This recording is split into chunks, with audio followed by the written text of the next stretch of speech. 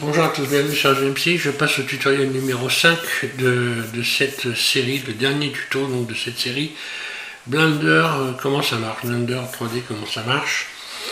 Et donc comme je vous l'ai précisé dans les précédents tutos, on va passer donc aux différents éléments qu'on peut retrouver dans cette fenêtre ici. Alors commencer par fichier. Bon, un fichier, hein, c'est comme dans toutes les applications, vous pouvez enregistrer vos documents à partir d'ici, enregistrer sous, leur donner un nom, enregistrer une copie, etc. Là, vous pouvez donc ajouter. Alors, ajouter, c'est essentiellement quand vous allez aller chercher des objets qui sont donc des objets de Blender. Voilà, donc en format Blender, des blindes. Par contre, si vous allez chercher d'autres formats, vous allez importer. Alors, si je veux donc par exemple aller chercher, on a vu précédemment des objets au format OBJ ou STL, enfin peu importe, tous les formats qui ne sont pas des formats blindes, vous allez aller les chercher donc ici. Autrement ici vous allez aller ajouter à partir d'ici. Donc ici si je clique et si je veux rajouter un objet d'un objet de Blender, je vais déjà commencer par en créer un par exemple. Donc je vais ajouter un objet. On va faire une expérience. J'ajoute, tiens voilà, icosphère. Ok, j'ajoute une icosphère. Cette icosphère, je vais l'enregistrer. Alors, je l'enregistre donc sur mon bureau ici. Je clique desktop. Je lui donne un nom ici. Donc je vais l'appeler ico. Entrée. Ok. Et enregistrer. Donc là, mon icosphère va se retrouver sur mon bureau. Elle est ici. Une fois que j'ai fait ça, si je ferme Blender, ou alors je vais carrément par exemple supprimer ça en faisant X, je supprime mon icosphère, et je vais aller rechercher, donc on imagine que j'ai donc un dossier à aller rechercher sur mon bureau, je fais ajouter, ici je clique sur bureau donc, et voilà l'icosphère, on voit elle est là, et je vais faire append.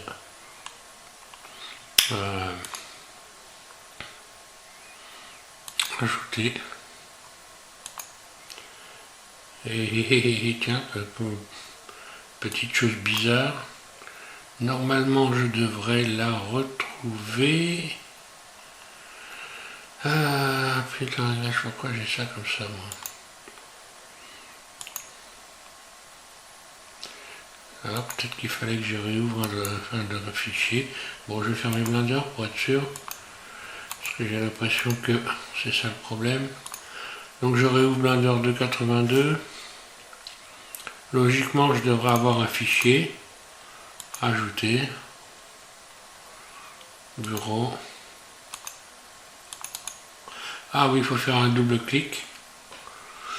Alors, brush, image,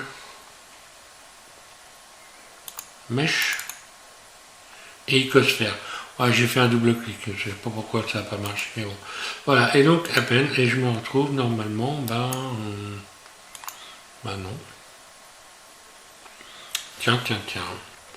Bon, c'est peut-être dû au fait que c'est un objet basique, alors ce que je vais faire, je vais aller rajouter, chercher sur le bureau, voilà, le téléphone donc de Didier Nebreda.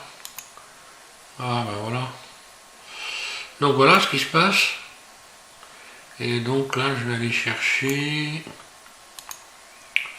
Je vais revenir dans une liste horizontale. Là, une fois que vous avez fait ça, vous allez dans Objet, Ouvrir. Et voilà, donc son téléphone, le voilà. Donc je sélectionne tout ça, soit en utilisant la sélection comme ceci, en appuyant en continu à gauche sur ma souris, soit en faisant A tout simplement. Et puis il suffit, voilà, à peine. Et je devrais retrouver mon téléphone qui n'est pas là, donc voilà, s'il arrive. Ah oui, il faut un certain temps parce que le modèle est relativement lourd, assez bizarrement d'ailleurs je trouve qu'il est assez lourd. Didier, je sais pas si tu regardes ton modèle, mais regarde, moi j'ai un petit peu de mal aussi, pourtant ma bécane elle est quand même assez puissante. D'où vient ce problème? Ça c'est un truc qui va être intéressant à chercher, comment ça se fait-il que j'ai un petit peu de bug. Donc si moi j'ai un bug, c'est un peu normal que toi aussi tu en as avec ton téléphone. Hein. Il y a quelque chose, je ne sais pas ce que c'est, mais bon, il faut regarder. Voilà, donc pour déjà rajouter des objets, donc cet objet qu'on peut voir qui est magnifique, création donc de Didier Lebreda. Un téléphone, joli. Je ne suis pas dans le bon mode, il faut que je me mette dans le mode cycle pour avoir le véritable rendu de son téléphone. Voilà. Là on voit la différence du réalisme entre le mode de rendu cycle et le mode de rendu ici Eevee. Il y a encore du boulot. Bon, je continue. Donc ici, bon, alors je vais réouvrir une fenêtre. Carrément, je repars sur une fenêtre neutre. C'est ce qui est le plus simple à mon avis. Je suis sur la version 2.82. Hein. Ok. Donc je continue. On a vu qu'on pouvait importer. On peut exporter également avec des formats différents. Alors, vous verrez, il y en a qui fonctionnent bien, les exports, mais il y en a d'autres que c'est moins évident. Dans un précédent tuto, j'ai indiqué qu'il fallait empaqueter automatiquement dans le Blend hein, pour retrouver les images et les éléments qu'on a rajoutés dans Blender, dans le fichier Blend. Hein, voilà. Ensuite, vous allez ici dans Rendu, ça va vous permettre de rendre des vidéos, des animations, des images.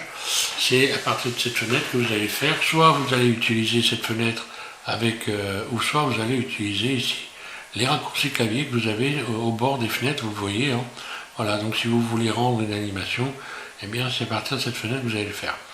Ensuite, on va passer à cette fenêtre. Alors, nouvelle fenêtre principale. Qu'est-ce que je vais aller à l'essentiel quand même. Hein. Alors là, si par contre, dans celle-là, ce qui est intéressant, c'est vous pouvez faire une capture d'écran. Par exemple, voilà, j'ai fait une capture d'écran. Donc ça peut être intéressant, par exemple, si vous avez un problème, que vous voulez donc que la personne qui va vous aider puisse voir quel est le problème, eh bien, il suffit d'enregistrer une capture d'écran ici.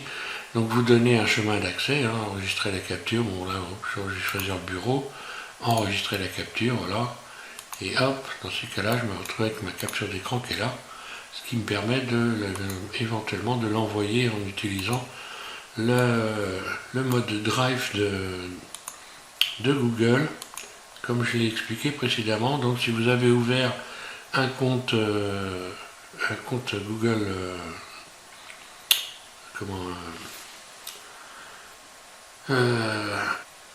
Google Chrome, vous avez également donc une boîte mail. Hein, vous verrez, regardez, vous avez une boîte mail, vous aurez probablement créé une adresse mail, etc. Donc alors ensuite, voilà, dans cette fenêtre, bon, voilà, après, alors ici, vous allez voir, il y a des choses intéressantes, ici dans l'aide. Déjà, vous avez le manuel. Donc le manuel, bah, c'est le manuel, hein. Alors il n'est pas entièrement, voilà, là c'est la version de 82, j'ai le manuel. Alors il n'est pas entièrement en français, il y a des parties qui sont en français, des parties qui ne sont pas. Alors il faut savoir que ici, il faut choisir votre langue, hein, à partir d'ici, voilà. Donc là, je vais choisir le français. Et vous allez voir, vous avez, modélisation par exemple, il y a donc des éléments qui sont bien en français, d'autres qui sont pas totalement en français. Hein. Voilà. Donc là on voit que ça n'a pas été traduit, ben, simplement pour les personnes qui sont capables de faire de la traduction, vous pouvez participer au projet pour traduire les textes, hein. Il y en a qui le font. Malheureusement il n'y en a pas beaucoup, donc on se retrouve, alors moi si j'avais pu traduire ces textes, je me demande si je ne vais pas demander à ma fille si elle ne peut pas le faire, parce que j'ai donc une de mes filles qui parle couramment anglais, qui habite l'Angleterre, donc je vais peut-être lui demander si elle peut, enfin c'est pas certain, elle a du boulot, mais bon, on ne sait jamais, si elle peut traduire quelques textes, ça peut toujours aider. Voilà, donc ça, donc on a ça, dans cette fenêtre, on a également donc une chose qui va être intéressante, dans la fenêtre aide, vous allez voir ici, vous avez tutoriel. Là. Alors là, lorsque vous allez dans tutoriel, vous avez plusieurs tutos, hein, quand vous cliquez dessus, voilà. Alors ils sont pas en français, mais par contre ils sont pro, hein, puisque ça fait, voilà, vous pouvez pas trouver mieux, hein, mais bon après, il faut, enfin mieux, et disons qu'ils sont, évidemment, ils sont bien, donc sauf que le seul problème, il va falloir aller, si vous parlez pas l'anglais, il va falloir aller ici, donc dans sous-titres, hein, cliquez sur sous-titres, puis ici ajouter sous-titres, Ici on va anglais automatiquement. Vous cliquez dessus, non c'est pas celui-là. Si anglais automatiquement. Voilà, traduire automatiquement.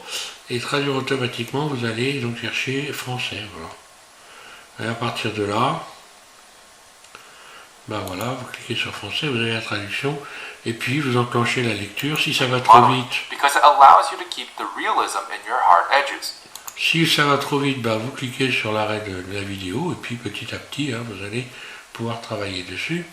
Donc dans cette, je reviens en arrière, il y en a plusieurs. En ce moment, il y en a un qui est intéressant, je trouve que c'est celui-là. Pour ceux qui aiment le dessin.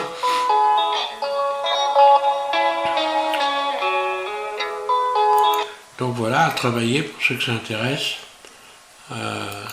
de travailler sur ces tutos-là. Ensuite, dans cette fenêtre, qu'est-ce qu'on va voir qui va être intéressant? Donc on a vu, oui, aide, capture d'écran. Support. Oui, bah là c'est la même chose, donc là c'est pareil. Bah voilà, on va retrouver les tutos. Si vous cliquez ici, tutoriel, voilà, vous entrez dessus. Après, il faut aller regarder ce qu'il y a d'intéressant là-dedans. Hein. Des fois, il y a des choses intéressantes, des fois, il y en a moins. Bon, enfin bon, il faut aller regarder. Hein. Vous allez avoir des choses peut-être qui sont susceptibles de vous intéresser. Alors là, la communauté des développeurs. Voilà, donc là, ben, à partir de là, on peut s'intéresser. Pour ceux qui sont des adeptes de la programmation, ben, c'est là qu'il faut vous rendre. Hein. Voilà. Vous pouvez poser des questions, je pense, enfin moi j'y vais pas parce que c'est pas ma spécialité.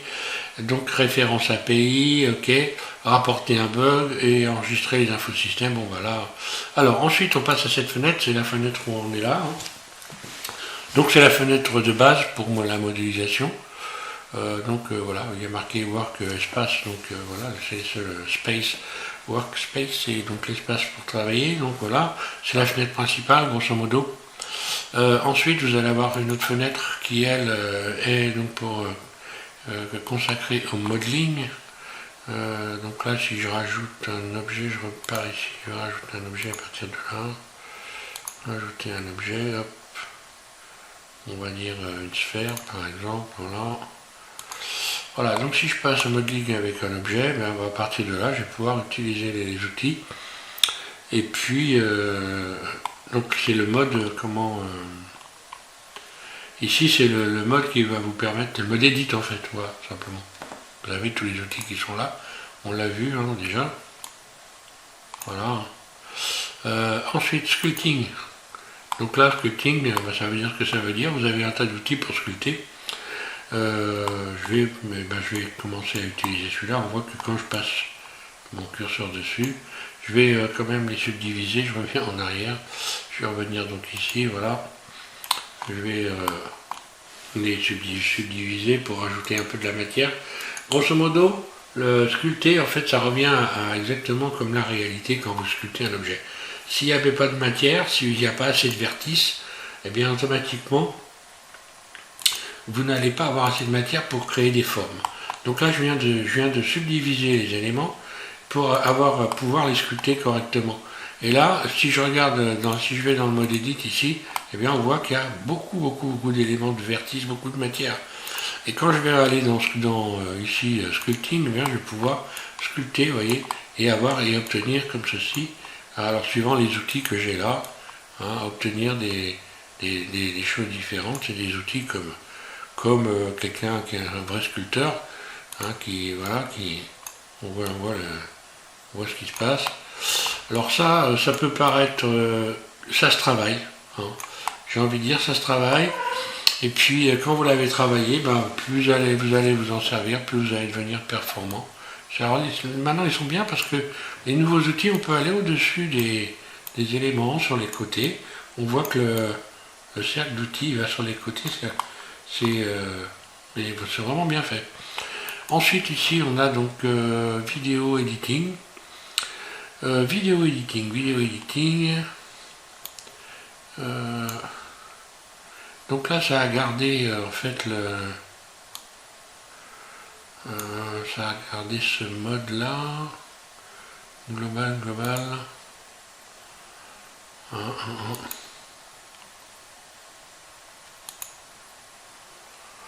Alors là on a apparemment,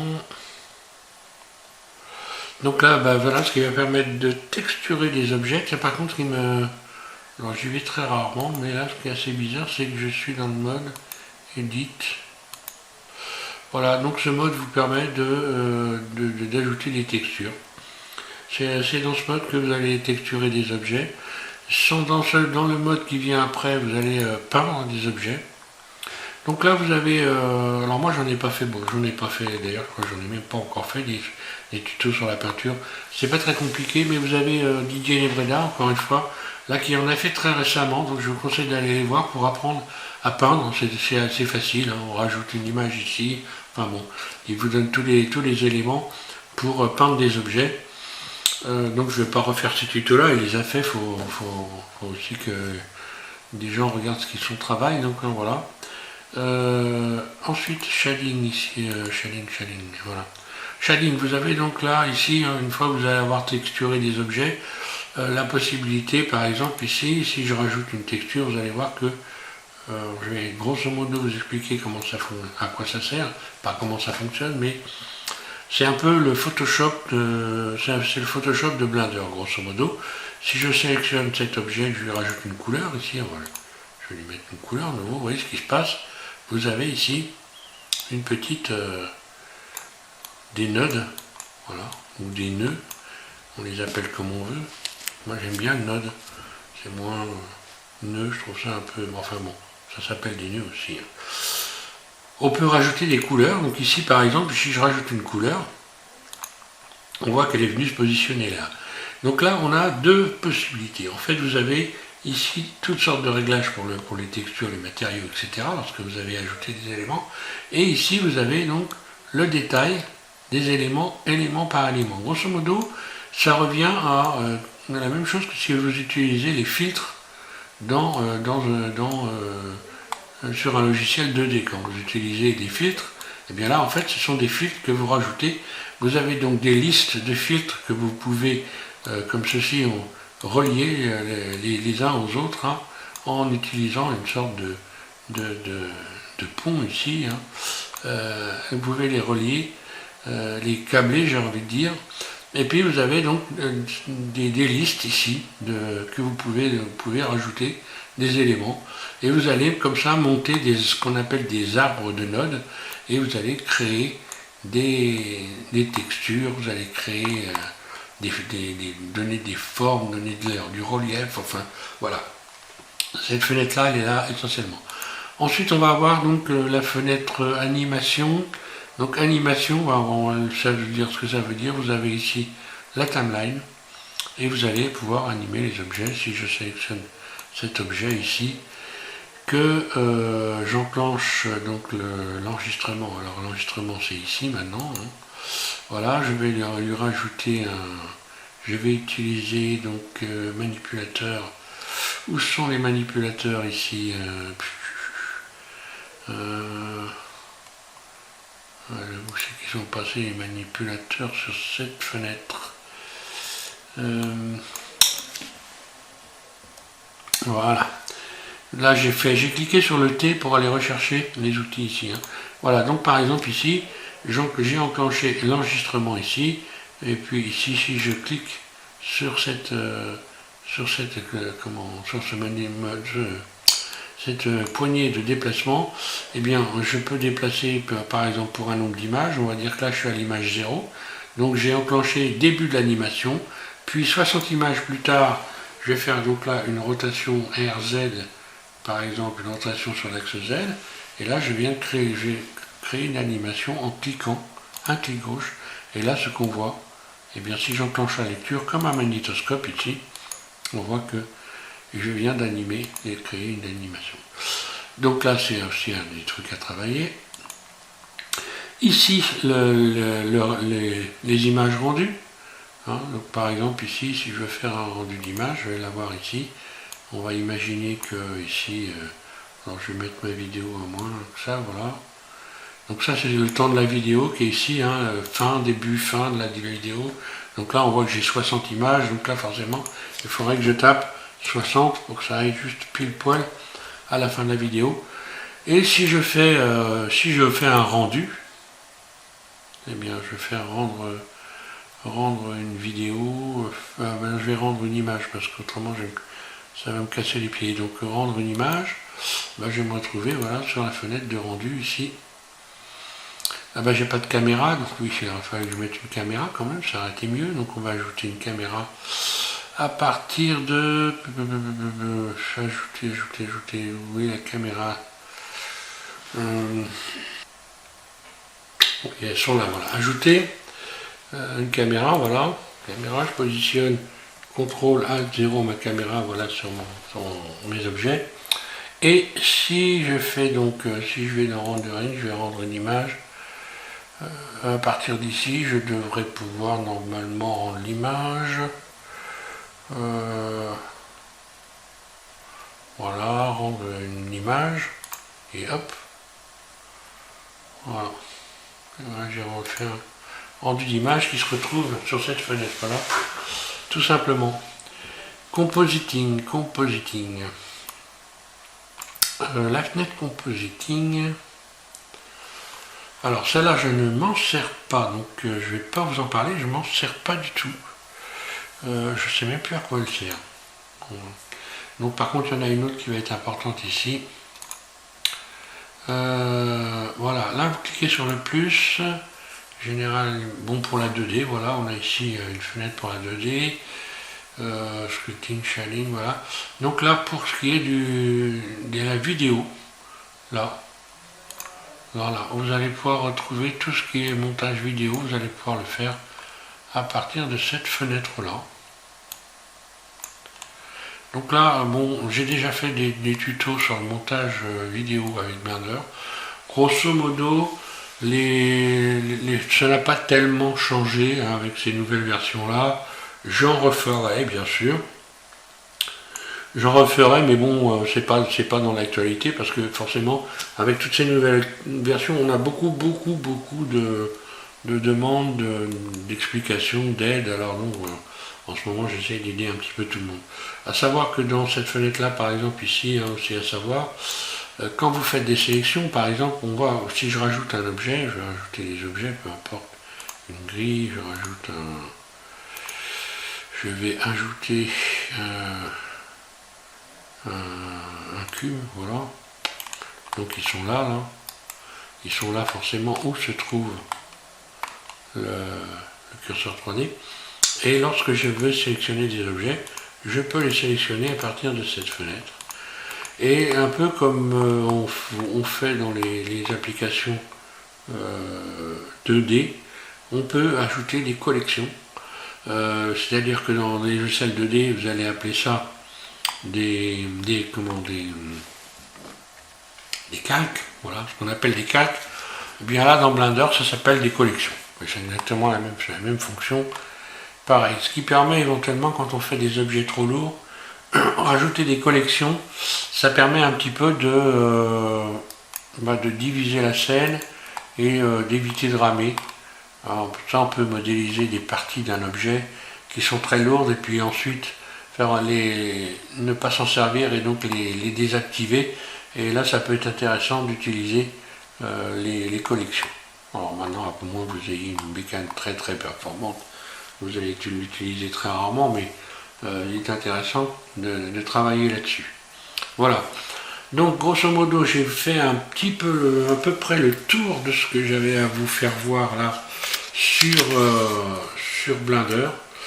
Donc je pense que là voilà, vous avez, en regardant toutes ces 6 vidéos, puisque là j'ai fait 6 vidéos, et bien si vous partez de la première et que vous allez jusqu'à la 6e sérieusement, vous allez avoir quand même une base de données, j'ai envie de dire, qui vont être importantes, qui vont vous permettre de progresser très rapidement. Donc pour les personnes qui douteraient qu'on progresse très vite en utilisant Blender en français, encore une fois je le répète, il suffit de regarder les commentaires sous les vidéos. Quand quelqu'un fait un tuto, si c'est bon, bah, ça se voit, hein, vous lisez les vidéos, c'est clair et net, il y a pas de, vous lisez les commentaires, c'est clair et net. Donc je pense que avec tout ce que j'ai, toutes les personnes qui m'ont témoigné de leur sympathie et donc de la qualité, de la qualité et du moins de l'efficacité, voilà, l'efficacité des tutos en français. Donc ça devrait quand même vous interroger pour certains. Voilà, bon ben, qu'est-ce que je vais dire encore avant de finir? Je pensais quand même. Bon bah là je rappelle que vous avez les modes perspective, hein, vous pouvez regarder les objets en mode perspective, vous pouvez les déplacer ici, parce que là, je crois que j'en ai pas parlé il me semble, avec la main ici, voilà, si j'attrape ici la main, si j'attrape ici la caméra, ben voilà, on voit que je peux placer la caméra sur les objets, hein, sélectionner la caméra, si je sélectionne la main ici, voilà, ben je bouge comme ceci, plus je zoome, je dézoome en bougeant ma souris, hein. Et là c'est pareil, on peut faire tourner la scène, voilà, en attrapant les axes, l'axe Z ici, là, voilà. Donc si je vais finir quand même avec une chose, le dernier conseil vraiment, donc il faut travailler sur le déplacement. Ça c'est important, d'ailleurs je vais faire une petite liste, je vais vous donner une petite liste bien précise. Voilà, donc là on est dans l'ensemble des playlists que j'ai créées, donc dans les playlists, hein, il y a une playlist donc info, mode d'emploi Blender, bon bah là voilà ok, hein. Donc là c'est pour des anciennes versions, j'avais déjà fait des tutos. Alors ce qui est important, dans les playlists, vous avez, j'en ai fait une il y a assez longtemps, mais qui est toujours valable pour les nouvelles versions. Donc c'est débutant, Blender, le déplacement. Donc là, quand vous allez aller sur le déplacement, vous allez automatiquement, vous voyez, voilà, j'ai un petit défaut, j'ai le son qui est beaucoup trop haut. Mais voilà, vous allez comprendre là, ce qui est important, hyper important, comprendre comment on se retrouve dans la scène.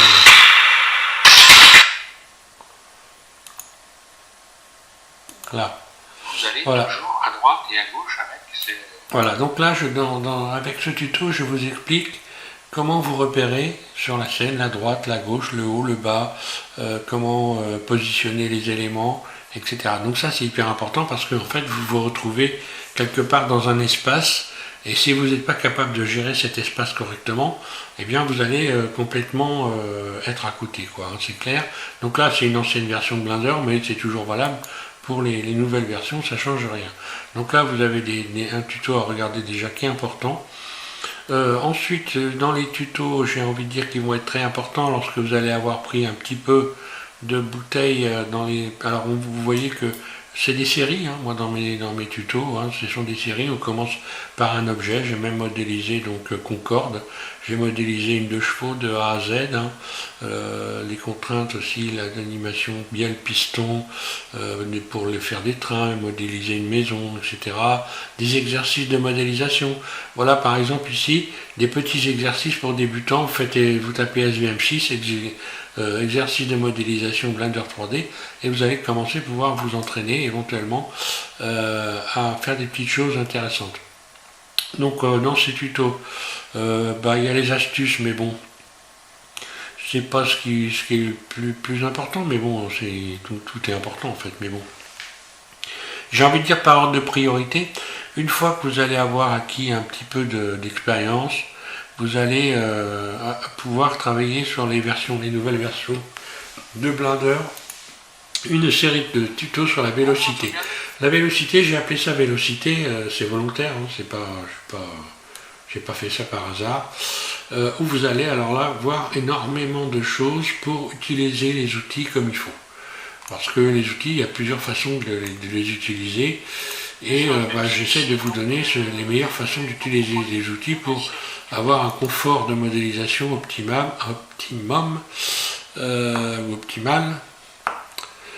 Donc ici je retourne dans ma playlist, voilà, donc ça va être important. Qu'est-ce qu'il va y avoir encore dans les... Bon là vous avez regardé normalement, si vous regardez ce que je suis en train de faire là, vous avez regardé les tutos sur Blender comment ça marche. Là j'ai fait des petits tutos sur modéliser des planètes qui peuvent être intéressants pour des débutants. Donc vous tapez tout simplement SVM6 planète modèle 3D et vous allez apprendre à modéliser et texturer une planète. Ça peut vous aider à comprendre comment ça fonctionne, le texturage. Et puis vous allez avoir ici mécanismes et contraintes. Donc là aussi vous allez avoir un grand nombre d'outils pour faire des animations, animer des objets. Vous avez 23 vidéos, voilà. J'ai une playlist aussi, alors pour les abonnés, modèle des abonnés, ici vous verrez que je mets donc dans cette playlist tous les modèles qui sont qu'on m'envoie. Donc vous en avez donc des personnes qui utilisent ma chaîne et celle de Didier, encore une fois, pour apprendre à modéliser. Et vous verrez qu'il y a des objets, j'ai envie de dire, extraordinaires, des personnes qui ont travaillé vraiment et en peu de temps qui ont réalisé des choses totalement impressionnantes. Voilà, je vais m'arrêter là. Pour les gens qui ont besoin de conseils, donc attention à poser les bonnes questions comme il faut. Quand vous allez poser des questions, il faut quand même qu'on puisse comprendre ce que vous dites. Donc employez les bons mots. Inutile de poser des questions à rallonge. Il faut essayer d'être clair, bref. C'est pas la peine d'écrire un livre pour poser une question parce qu'il arrive un moment où on ne sait plus ce que ça veut dire. Quand vous posez une question, vous posez une question.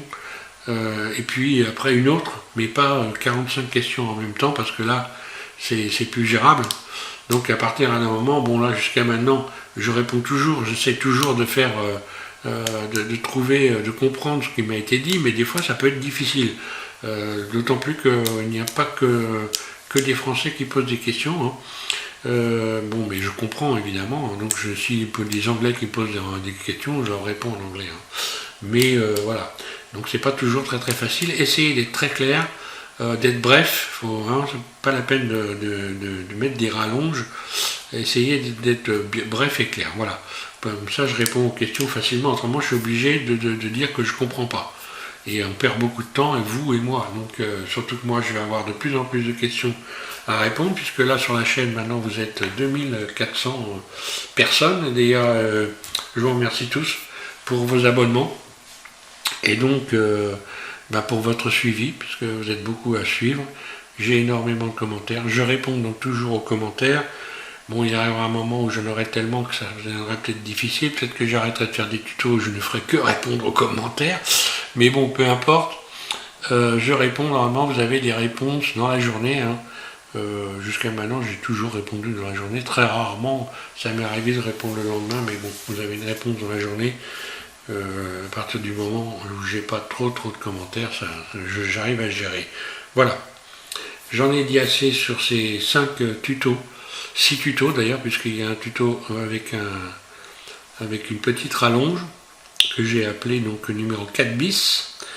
Et voilà, donc il faut commencer par le premier tuto. Si vous prenez cette vidéo comme la dernière, eh bien il faut commencer par la première si vous débutez.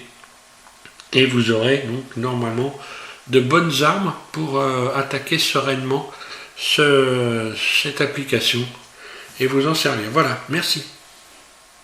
Et bon courage naturellement.